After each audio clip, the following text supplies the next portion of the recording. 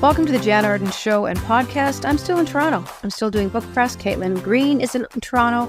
Sarah Burke is in Toronto, but we're still not together. We've still not seen each other in person. Listen, we got a lot to tackle on the show today. Right out of the gate, I just want to say that a listener, thought that Caitlin Green was drunk last week. They did. Why did they think that? They thought I sounded drunk. I hope they didn't think I looked drunk. My God, I didn't look great in the video, but I mean, I don't think I looked that bad. We didn't buy into having to put up social media video clips. Like, I look demented right now. I think you look nice, and I like your glasses very much. And you've got a nice little scape behind you. I have a nice brick wall behind me. Sarah has a nice collection of records framed behind her. But the reason was that sometimes when we record separately, Sarah has to put like a processor on our voices to make us either sound louder or fix things, or she does her technical wizardry. And I guess they figured that something she did to my voice made me, according to them, sound like I was intoxicated. But I also think sometimes people, when they don't know, they tap on the speed with which they listen to the podcast. So I've had complaints before where someone will say, like, Jann needs to stop talking so quickly, or I need to stop talking so quickly. But you can also slow it down. So maybe they slowed me down and I sounded a little, I have no idea. So someone thought I was talking too fast? This was back in the day. Conscious of that. Okay. Listen, 92% of people out in the world say that as a couple, not going to therapy is a dating deal breaker. So what I'm getting from this, Caitlin, is that if you are swiping right and the person has not ever been to therapy, then we don't go out with them. Is that what this means? Yeah. I'm lost. Therapy is hot. That's the takeaway. It used to be that they would say they want someone who runs a marathon. I want someone who loves dogs. Now they want somebody who has gone to therapy. And Jann, you are single, and Sarah, you are single. Would you be extra attracted to someone or unattracted to someone based on their therapy experience? I don't know if the therapy thing is at all interesting to me.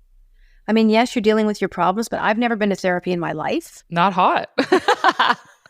Not hot. I'm not hot. And maybe therein lies the problem to where my life sits right now, that I am adamantly against a relationship of any description, that I don't want to live with anybody, that I don't want to share, that I don't really want a partnership. You know, I can see it now. Oh. Well, I can see that now, that perhaps the unlocking of these doors lies squarely on the shoulders of therapy. The therapist you don't have. 2024 is right around the corner. You can watch Friends. You can go to therapy. I don't even know what I would sit down and say. All right. Hi, I'm Jann. I'm pretty fine with myself. You know what you would do? You would start asking them about themselves, and you would become friends with them, and you would hang out. And I don't even think it would count as therapy, because you would wind up somehow becoming like lifelong bosom buddies. Okay, well, that sounds like the kind of therapy I could get behind. Honestly, I feel like and I know what you mean. I think it's really important. And I feel like if I wanted to get help, that I would. Like, I've never felt like that so far in my life. I mean, through my parents' deaths, through breakups, through, just losing friendships. I don't think it's ever dawned on me to sit and have a conversation with someone other than the friends that I have in my life. And I just have never even, I think even if you don't think you should go, you should probably go. You just had a realization sitting here. There's a light bulb that's gone off. But I mean, sitting and talking to somebody about, being overwhelmed by social media and being overwhelmed by your job and feeling exhausted. I mean, we go to a doctor at least once a year for a physical checkup. So it stands to reason that maybe people wouldn't find themselves in trouble if that was a regular part of our healthcare. That's a good point. That we, once a year you go to your doctor. Oh, have you gone and you checked in with this person that you see all the time? I mean, it would be weird if it was a different person every time out, but if that was part of healthcare, that it's not a requirement. I mean, you can't force someone to even go to the doctor if they have skyrocketing blood pressure or, whatever. You can't force a person to do that. But how great would it be if it was? Is it included in our healthcare? Do either of you girls know? Some psychiatrists are OHIP covered, at least here in Ontario. It really depends on how they've chosen to run things and on how they're being paid and compensated. I don't know that OHIP compensation is obviously the same or competitive compared to private. So it really depends. Like I was connected with a psychiatrist after our son died, and she really works in like she does a lot of grief work, specifically focused around pregnancy and infant loss. And much to my surprise, because like I work at Bell, and so our mental health coverage is fantastic. I was expecting to pay for her. And she said, no, I'm covered through OHIP. But getting connected to her was done through like a variety of networks, through the hospitals, through other people who'd lost children and connected me with her. So this was a rare sort of like an angel showed up. It was a referral. Exactly. And so it really depends. But yeah, you can be referred to a psychiatrist, but I do believe that the wait list for it is really, really long. And so I think sometimes it helps if you say you need a psychiatrist who specializes in certain things like geriatric psychiatry or grief work or, so there's, yes, my very long answer is yes, it can be covered. Do I think everyone has access to it? Absolutely not. Like, absolutely not. I think it's like average $500 for most private. Back up here for a session coverage for the year. So like 500 divide by you're going to pay at least 150, 200. Oh no. Okay. Sorry. If you're paying 150 to 200 a session, you're getting maybe 2.5 sessions. Mental health's all good now. It's not enough. Exactly. You've barely scratched the surface. I mean, yeah, so I had this coverage with her, and I'm at the whims of her availability and how much time she has. She has a lot of clients, but I also see a private psychiatrist who I pay for, and she focuses on CBT, which is cognitive behavioral therapy, and that's talk therapy. It's not fully talk therapy, but it's sort of like logic-based therapy to help you manage anxiety or distressing thoughts, of which I have a few of. So she's there to help with those types of things, and she's fantastic at it, but she's not prescribing. She's a psychologist. So she really focuses on that day-to-day management of stuff. But I think for you, Jann, like you're so introspective and you're good at that. You also write a lot. So whether you write nonfiction or fiction, but you also write a lot of music, in a way, I feel like art is therapy for a lot of people and for a lot of creative people, because you are able to process and work through and focus on your feelings and how you feel about things in a way that maybe somebody who just like sits in marketing doesn't get a chance to do in their day to day. Well, I just want to say, and I don't know what people will think of this, but I naturally have a disposition, my brain chemistry, I'm always on an even keel. Mm-hmm. Anyone that knows me, I'm not super up, I'm not super down, I'm not manic. I don't have mental health issues in my family, although my brother was incarcerated for practically 30 years for murder, which he says he didn't do. That's a whole other show. But I don't, my serotonin, whatever it is for me, my logic, I just never feel on the edge of anything. I never feel lost. I'm very seldom down. Mm-hmm. I did deal with anxiety a few years ago. I certainly got anxious going on stage. Mm-hmm. I went through a period of where my heart would race, and for some miracle, thank you, Karen Carpenter, whoever shone their light upon me, I kind of got past that, and I'm as cool as a cucumber walking out there. It doesn't faze me if it's 40 people or 2,000 people. I would rather have 2,000 than 40. I find 40 way more freaking intimidating. But yeah, I don't know what people will think of that. I just naturally don't have a disposition to feel that kind of, I don't know. Am I making any sense? No, I think that what you're saying speaks to the fact that mental health is health. And in the same way that someone may have a heart condition and other people don't, and some people may have issues with their back and other people don't, a lot of this is the dice roll of life. You can be fortunate in some ways, unfortunate in others. And that's why when you need the help, you go and you get it. And again, it speaks to like some people's brains and their chemistry. You're naturally geared to be resilient, because it's not as if you haven't had trials and tribulations in your life. It's not as if you haven't experienced distressing times, but it's just that some people get that luck of the draw brain where it's like, I can kind of handle this. It's not like I'm not upset or I don't cry or I don't get upset, but it doesn't feel like it's beyond my own personal management. And so I almost think that's helpful to hear, because it lets people know that it's not as though everyone's just choosing to be upset about stuff. It's like some people are just fortunate, and other people, this is an area of health that you should focus on. Definitely. I mean, I have a heart condition. Yeah. I take medication twice a day. I take beta blockers twice a day so that my heart doesn't click into 170 beats a minute. And I have to take that medication. So I understand that. And so I know that I have to ask for help when I feel like I do need it. And I do lean into my friends. But you know what? If one of my friends that knows me said to me, Jann, you know what? I can't help you with this. This is beyond my realm. Mm-hmm. You know, and if they were to say that to me, I would absolutely take their advice.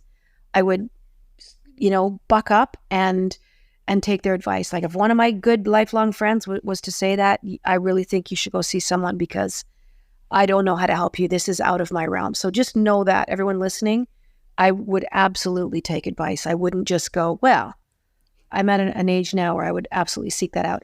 Sarah Burke said that she went to therapy for what? To learn how to break up with someone. And after an hour in the first session, the woman was like, cool. And how about you now? Because I was talking about how bad I thought the other person was going to feel for an hour. And you're like, how are you doing with that? And you were like, I'm actually okay. Once I get through this patch, I think I should be just fine. So now that you're dating, what do you think is more attractive in a gentleman caller or a lady caller, being a fire person or going to therapy? Because I know you have experience with someone who fights fires. So just saying. Firefighter who has been to therapy. Ding, ding, ding. Double hot. Okay. Well, I don't know if you're allowed both, but we will accept that answer at this time. Going into our next chapter of this week's podcast, the Swedish concept of friluftsliv.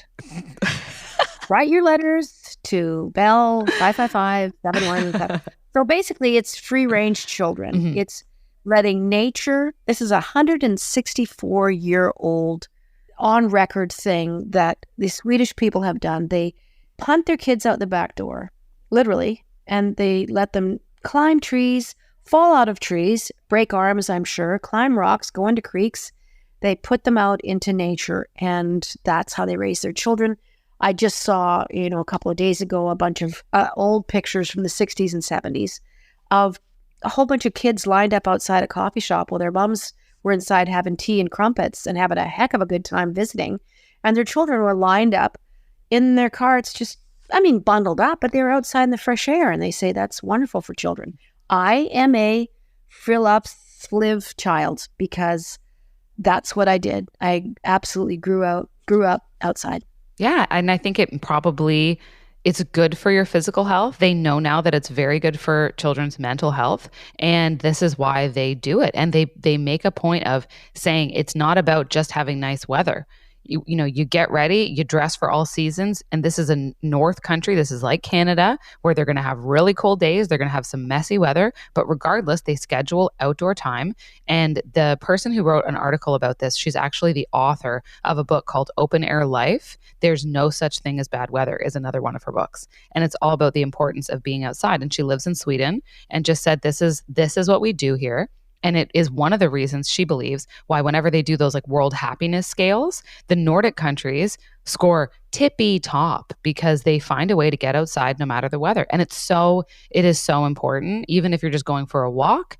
But I see my son at daycare and the images of him when he's outside, he's going to parks, he loves it. And so now I'm like loading up on Mountain Equipment Co-op and like North Face stuff for the winter because rain, sleet, hail, doesn't matter. We're going out. We're going out. Do you think my parents gave two craps? Well, my father was never around. So I grew up really in a single parent home. And I mean that in all honesty. My dad was gone. Maybe that was a thing in the 60s and the 70s. He was gone before we went to school and he came home after we went to bed. So whatever. Or it could have been alcoholism. I wonder what it was. Anyway, a little bit of both. So my mom couldn't cope. She was working part-time and sometimes full-time. There would be a note on the freezer, there's a meal in the crock pot. Don't eat it until 5:30. Make yourself some toast. But we were just outside. I was outside. My mom used to ring a big giant school bell that I still have for us to come home on the weekends. Oh my gosh, my dad said the same thing. This is the story of his childhood. He came from a family of 8 and they would go out and then they would come back in when dinner was ready or when lunch was ready or whatever the case was. But otherwise, you were outside. You were in the woods. Yeah. You were making forts. You were playing with stray dogs. You were doing whatever kids did. And that was Where did life. that cow come from? Exactly. So yeah, and I think it's good for you. I mean, not that I think we're saying anything revelatory here. People know that being outside is good for you, but I think it can be easy to default into, oh, it's terrible weather. We should keep the kids inside. They might get sick, blah, blah, blah. Just dress them up and go out, even if it's for an hour. And the importance of scheduling that time, especially on the weekend, is it's up there. And in terms of how you handle your kid. Because like I need to schedule time for us to go outside. Even if it's cold, we're going out. Well, I mean, now you go to these parks and they're filled with rubber beads. God forbid you should have gravel or asphalt. The merry-go-rounds are gone. The teeter-totters are gone for the most part. Swings seem quite, they're not like the giant 40-foot tall, long chains, canvas strap that went under your seat that you could literally do a Cirque du Soleil routine on these things.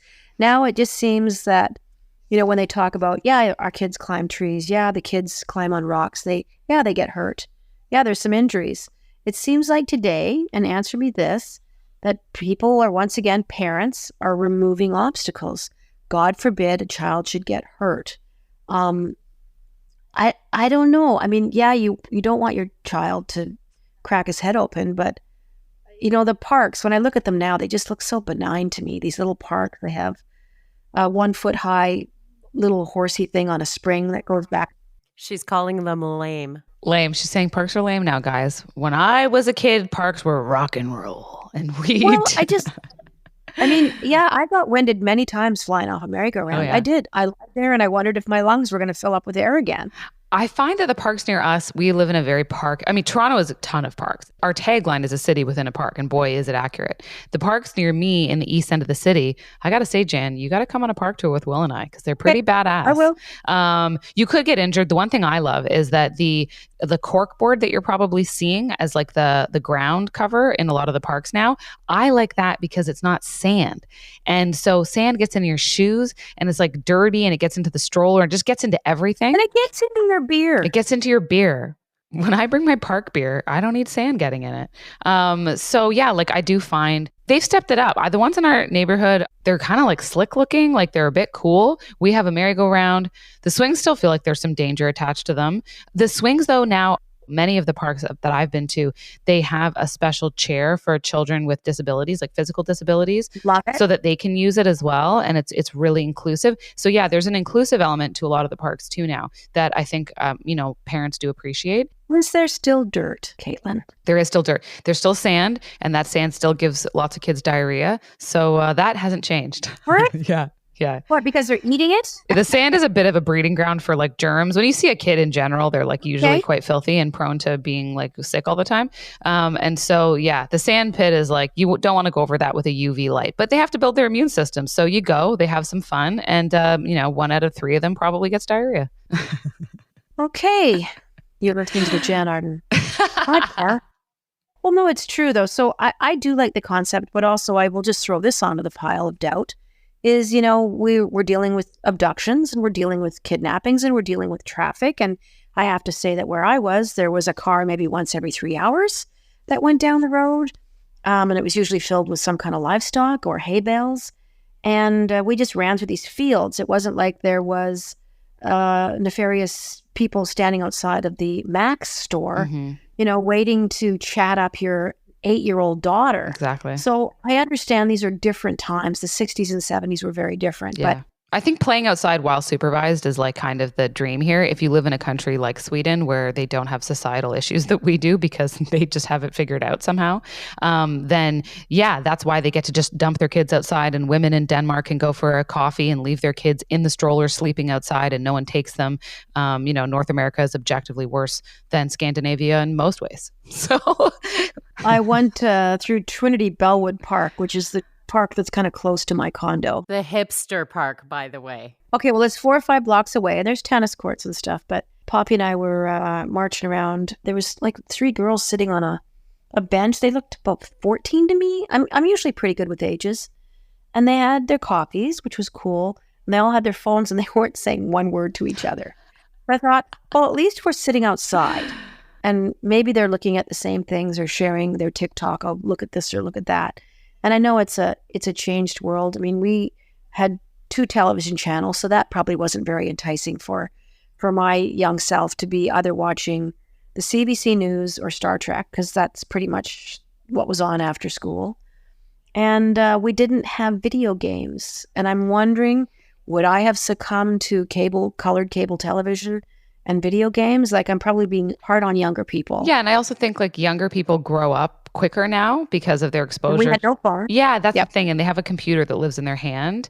Like girls now, like teen girls now just look so much more put together and cooler. Like I see the dance challenges they do on TikTok and I'm like, okay, first of all, not only do you guys look like backup dancers for Beyonce, but you're apparently as skilled as they are. And I was, listening to Ashante and like Nelly when I was a kid, wearing like belly tops and I had a unibrow. Like, it's not the same. There's so much more. Beauty standards have changed and like everything changes all the time and so much faster because of technology. We can't keep up with it. I all of a sudden feel very old. What, just with technology changing as quickly as it does? Yeah. And like, what's cool? The new trailer for Mean Girls came out recently. It was the Mean Girls musical trailer. And in the trailer, they were like, this isn't your mom's Mean Girls. I was like, oh, they're talking about me. I was like, you take that back. You mean cool aunt, because that's how I self-identify. And I just thought, oh, I'm not part of the zeitgeist the way I used to be. Well, I don't know if you want to be. I can't. So I know that's important for young people, but there's no part of me that remembers being pressured to listen to certain kinds of music at Springbank Community High School. Oh, okay. I just don't remember anyone feeling like I had to wear a certain thing. I mean, and I've talked about this before. Everyone smelled like shit. Everyone had chores to do before they went to school. There was like 60, 70 kids in the whole senior high school. It really is different times. And once again, I'm dealing with a rural situation. Yeah. I know my friends that went to city schools, it was night and day, the pressure, the Adidas Gazelles that they needed with the Howick jeans that were flared at the bottom. Mm-hmm. And I was just wearing my brother's old Levi's and whatever shoes fit me going out the back door. So I'm kind of grateful for that. You're listening to the Jann Arden podcast and show. We have lots of interesting things to talk about today because we are definitely on the run up to Christmas. Woohoo. Don't go away. We'll be right back. Caitlin Green, Sarah Burke, Jann Arden podcast and show. We'll be here when you get back.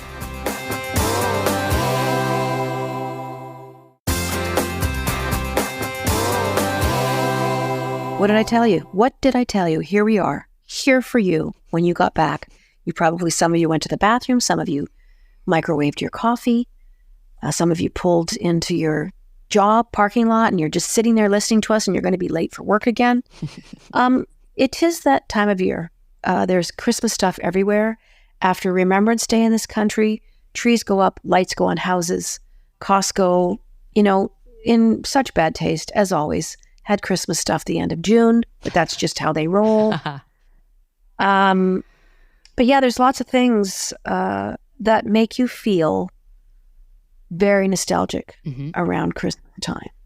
And I have a few of them here if you'd like to know what they are. Number 1 on the list is eating candy. Yes. 56% of people. What kind of candy do you eat at Christmas that's different from the rest of the year? That's what I want to know. I think it's like the peppermint bark. Do you know that stuff? Okay. I love a peppermint bark. I know like people make their own, but I know they sell it at Williams Sonoma.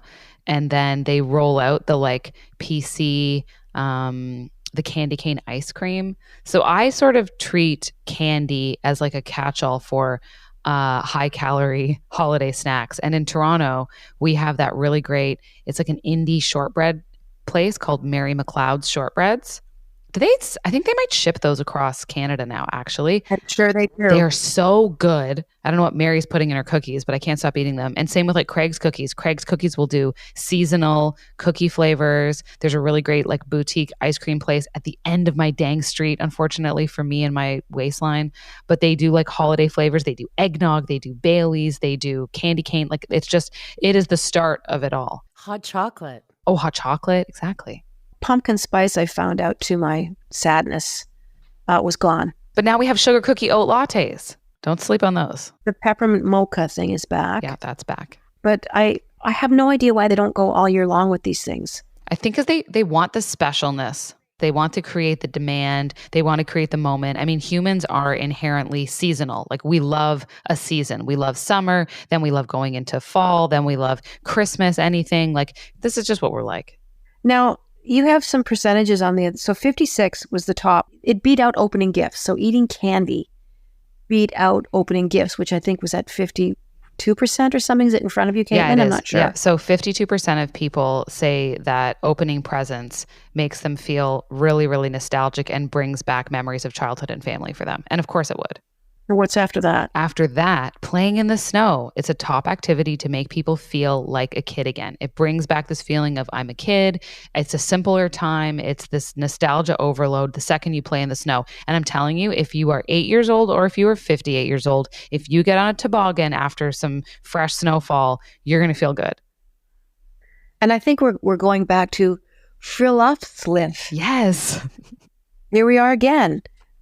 Just the whole idea of there's nothing like coming inside with those icy, damp, frosty eyelashes, and your hands are cold, your shoes, your socks are wet, and you just come in and you sit and you just suddenly feel the heat go back into your thighs. Mm-hmm.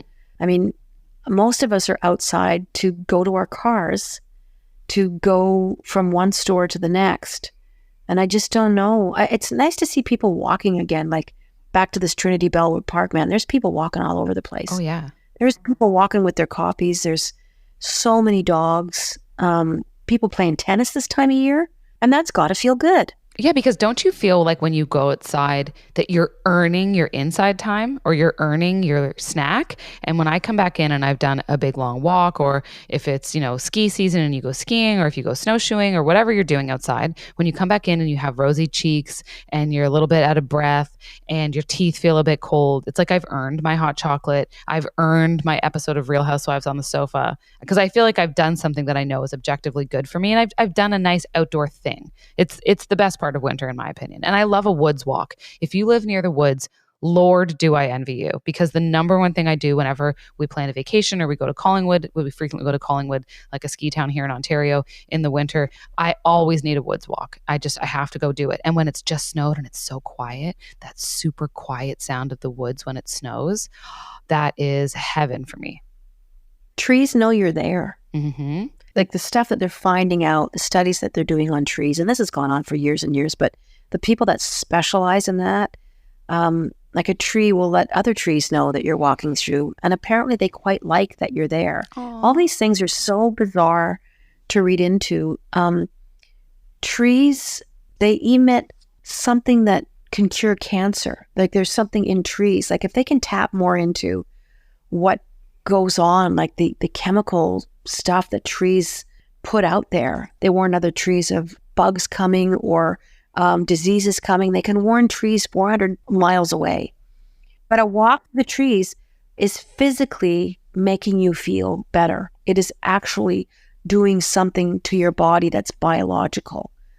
So that's really special that you recognize and you know that it just makes you feel good. It's good. And to connect therapy and Verlutzville, whatever that word was, they actually know. So there is a type of therapy where you have it's called rapid eye desensitization. I think it's REDM, something to that effect. And what it is they have you move your eye rapidly while discussing distressing things and going through traumatic periods of your life. And it's a very proven and effective way to treat PTSD. The woman behind it figured out that when she was walking and she was thinking about her emotions and thinking about things that had happened, she was processing them in a much healthier way, and she was more open-minded to new things and new ideas, and she felt better. And it apparently starts from when we were back in the day primates, and we were zipping around the trees from tree to tree. As we would move, we had to always keep looking ahead, and that our eyes and our brain, your eyes are really just like two pieces of your brain that are outside of your brain, like that are just sitting on the outside of your head. They're kind of the same thing. So they just take in all this information and they allow you to process it differently. So as you're zipping around, monkey in the trees, go, go, go, that's where this all stems from, because you started problem solving on the go, doing something as simple as that. Now, the way that they do this is if you're walking around the woods, you're navigating over trees, you're looking down at where you're stepping. I don't want to slip over this branch. What's that sound over there? What's this? What's that? And you're talking to someone else who you might be with, or you're listening to a podcast and taking in information, or you're just thinking about your own life. You process things differently, and it is a form of therapy. It's like walk therapy, and they really recommend it. And especially during the pandemic, when a lot of therapists started seeing clients outdoors, they would meet in parks, they would go on walks together.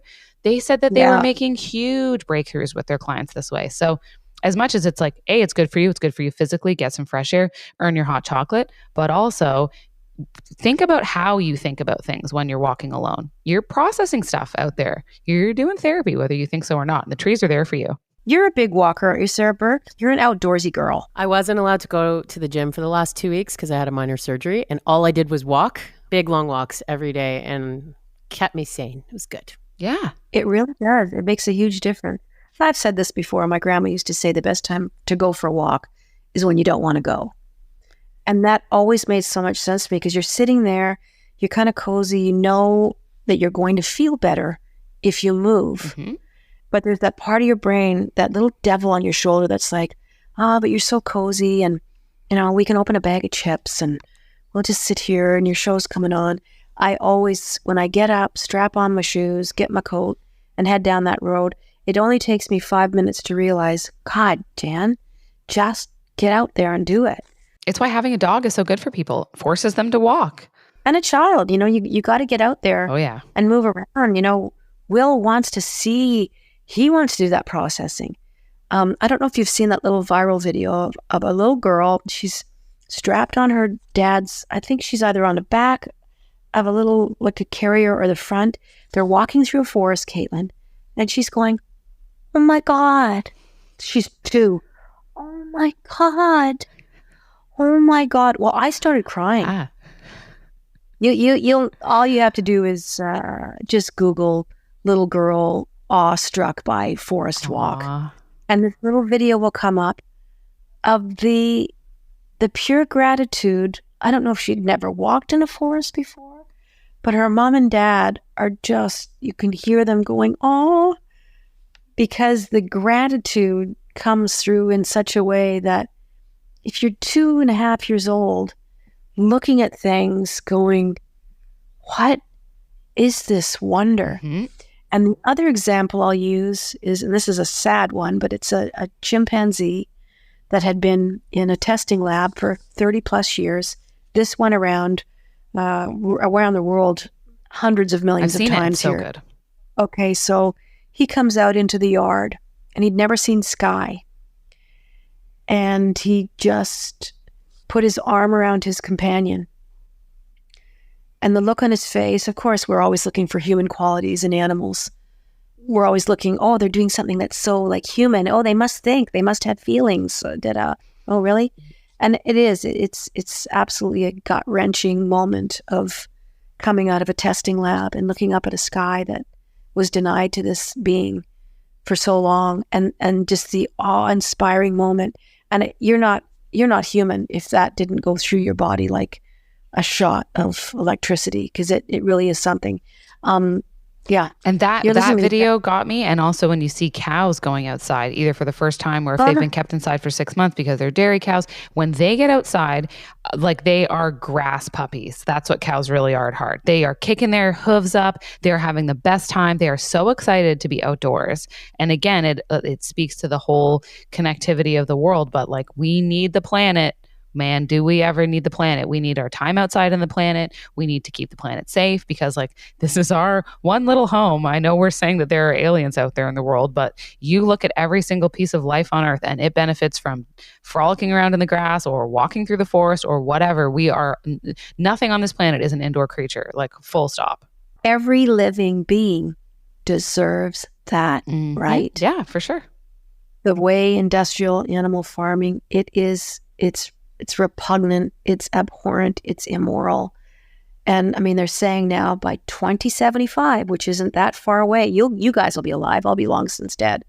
But 2075, they think that a good portion, 85% of the world will be plant-based. For sure, because like, I mean, we won't have the resources to support it, but I just think it'll be the way that animals are consumed now. And like, I'm not a vegan, but I do try to veer into vegan vegetarian territory. And I'm really careful about where we buy any of our animal products. But we're going to look back at the factory farming world and people are going to look at it like the way we used to smoke in a hospital. They're going to go, what in the heck were you guys doing? And it's like, that's just what I think. I don't think it's going to be looked back upon. Like, yes, this was great. This was good for people's health and it was good for the planet and it was good for animals. Like nobody objectively is going to do that. And it's okay that everybody, mistakes are made in human existence, but let's all move forward because I think we can agree any thinking person can look at this and go, it's just not a healthy way to do things. Yeah. Health for your physical health, but also your emotional and spiritual health. Like I just don't think it's good for you to like have animals treated this way en masse. It's like it's kind of bad. Thank you, Caitlin. I appreciate you saying that. As always, this goes by really fast. I'm here with Caitlin Green, Sarah Burke. We're all in Toronto. The sun is shining and it's a beautiful day. I'm still doing book press. I have an event, a bunch of events coming up with Rick Mercer. And we both have books that came out this last week or so. And so we're interviewing each other and hanging out. You recently did an In Conversation with Meredith Shaw. That's very exciting. Yeah. Literally, as you know, a very close friend of mine and one of my favorite people. So the two of you hanging out warmed my cold heart a lot. She's so prepared. She's such a pro. Isn't she great? Yeah, she scatters joy. Like you literally see this woman walk through a crowd and it's like she just throws sparkle in front of her. She really does. She really is a magical person. And I'm so happy for her. Yeah. On this new endeavor in her life. And I think she's just getting used to getting up at 3:28 in the morning and, all the adjustments that come with that. For anyone who doesn't know, it's breakfast television now. Yes. And she's managed to throw sparkles all over her lovely, but sometimes a bit like, cranky co-host Sid. So if you can sparkle up Sid, I mean, that's really something. That's a talent right there. Yeah. But yeah, so you did some stuff already with Rick. And so what are your upcoming dates with Rick? Like, where are you guys headed to now? I think if this airs when I think it's going to air, we are going to be headed to Winnipeg, Winnipeg, and then Calgary, Vancouver. Of course, tonight, as we're pre-taping this podcast, we will be doing an event here in Toronto. So I think that'll be fun. I think it's 500 or 600 people and just hanging out, interviewing each other. You guys plan this. You write a book. No, you write a book. Want to interview each other? We got together and we just made sure that it's all lined up with stars. He's one of the very best guests we've had on the show. Like if you haven't listened to the episodes we've done with Rick Mercer, go back and listen to them. It is such a treat. Jann's story that she shared with Rick that involves a hockey net, I will never forget in my life. Like on my deathbed, I'll be like, the hockey net. It's so funny. Now people are going to go back. They're going to be scrambling, going back to find that. I'll link to it in the show notes. How's that? We'll make it easy. Thank you, Sarah. Thank you. As always, we're very grateful for our fantastic listeners that, come back week after week and tell their friends about this podcast. And we would love to, I'm going to leave this to you guys. We have some comments about the worst roommates in the world last week. If you listened, we were just talking about, just those zany young years where you're in a house with 8 other people or whatever the case may be. Sometimes it was really cool. Caitlin's got some great experiences, but then there was other people that were just like, this was the worst time in my life. So brownie theft? Yeah, my soul patch having brownie thief. One time he also shaved his soul patch and all of his wispy soul patch hairs got caught in our toothbrush, in the girl's toothbrush in our bathroom. And we had our own bathroom and Al just marched in there one day. I hope he hears this. Al? How could his whiskers get into a I toothbrush? don't know. He just let them fall. He just let them fall willy-nilly and didn't even bother to tidy up. Oh, man. Anyway, here's some listener comments. Okay, Sarah, I'm going to let you start. Okay, so on Twitter, Heather said, I had crazy roommates in university who had pet gerbils who had 7 baby gerbils. They escaped constantly in the middle of the night. They were so mean for some reason and scratched the cage constantly and were so loud and always making whimpering noises when they weren't running like maniacs around the apartment, to which someone named Jann 47 replied, gerbils are supposed to be friendly? My roommate robbed beauty parlors. Okay, so that was their exchange. My roommate robbed beauty parlors. I was going to say, did she at least give you some products? Like, I don't know. They were never out of hairspray. Well, the gerbils thing has triggered a memory for me because I historically, I don't know if I think I've talked about this in the show before. I asked for a puppy for Christmas and I saved up all my little kid pennies and I even bought food bowls for the beagle that I was dead set on getting. And instead I was rewarded with gerbils when I came downstairs on Christmas morning. And the gerbils, my parents thought that they bought 2 gerbils of the same sex, and it was actually opposite sex. And they proceeded to have enough litters that we had to give all the litters away to the pet store. Eventually, we had to donate the dad gerbil, and eventually they escaped when we were away on vacation, and they inhabited the vent system of our house for 6 months until we could get them all back. And it's a thing. Gerbils are not like, you shouldn't have them. I'm just going to say I have them. They're small, they're cute, they're fine. Like, it's like the trouble with Triffids that Star Trek 1000%. The little poppily things, beep, beep, beep, like they were jumping all over this. It was like that. If you're still in the place in your life where you need roommates, I don't know about also needing a pet. That's my only comment. You categorically do not. You can't afford it, right? No. Anyway, no. Here's some other things that we got. My worst roommate counted her food out loud. Maybe this was inspired by the brownie story. Who's this from? Elaine Wallace. She says 1 carrot, 2 carrot, 3 carrots. Trisha Fife says my worst roommates were the ghosts that were in my first place. Kim Dennis, you hear that? Oh, okay. A haunting. I couldn't manage. Jane Rachel says worst roommate left used condoms on her bedroom floor when she moved out. That person is sick. And Wendy, I've only ever had one real roommate in my life, not counting friends who needed a place to crash for a bit. We worked in Whistler in our early 20s. We ate cereal and popcorn for dinner and partied. Still friends today. My best and worst roommate is my husband, from Cindy. Just Be Me 29 says my worst roommate did all kinds of things, but the worst was when she used my mascara. Oh, gross.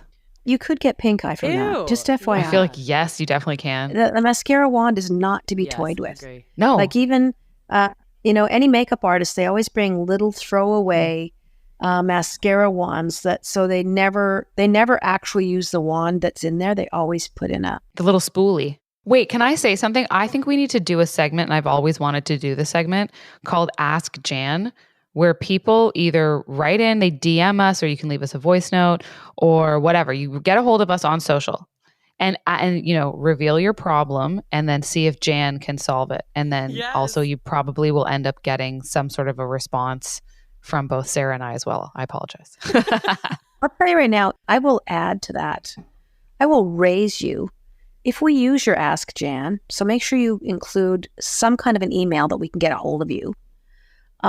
I will send you some kind of a t-shirt. Ooh. Yeah, some old swag. I'm not going to say what it is. I don't even know if I can guarantee. I can't take your size. None of that is going to happen, folks. It's not going to be that professional. It could be XXL. It could be medium. You might not even be able to get one boob in a sleeve. But listen, if we use your Ask Jann, you will get something. You will get some old merchandise, a piece of old. I love that. So hashtag Ask Jann. Hashtag Ask Jann. But in the meantime, too, please, voicemails would be fun. We can even play your voicemails on the show. So don't be shy. Sarah and I were very, very blue this morning when we were talking, just like, wah, wah, wah. We have no voicemails. Yeah. So I was tempted to disguise my voice and phone in going, I love Jann so much. And I have this problem. Like, don't make me resort to that, people. We'll put on really terrible accents if you make us. So well, all the answers will be British. listening to your show, and it was fascinating. Get Nigel to do it. Yeah. Yeah, he should. He loves it. He goes, I was bloody listening to you. Those cover idiots. I was listening to you, idiots. I was out in the garden. But he does listen. He quite enjoys it. He'll tell me what we were talking about. And we have listeners that take us on walks with them, on woods walks that I really like. I mean, it's a double healing whammy right there. It is. It's us, it's trees, it's everything. But yeah, you can leave voice notes in Instagram and you'll be able to send us a DM. They have to be safe for work though, everyone. Like, don't send us, like, I don't need obscene callers. We don't need like deep breathing. And I mean, you can, but you're not going to wind up on the show. We're not acknowledging you. So No. We have a screening process, okay? Yeah. There won't be an extra small t-shirt in your mailbox either. No, you're getting a business card from my therapist if you do that. You've been listening to the Jann Arden podcast and show. We hope you've had a wonderful time. We'll be here when you get back. We just discovered that today. And as always, hit that subscribe button. And that way it'll just show up in your mailbox week after week. We appreciate you more than you know. Send us a voicemail. We'll see you next time. Toodly-doo.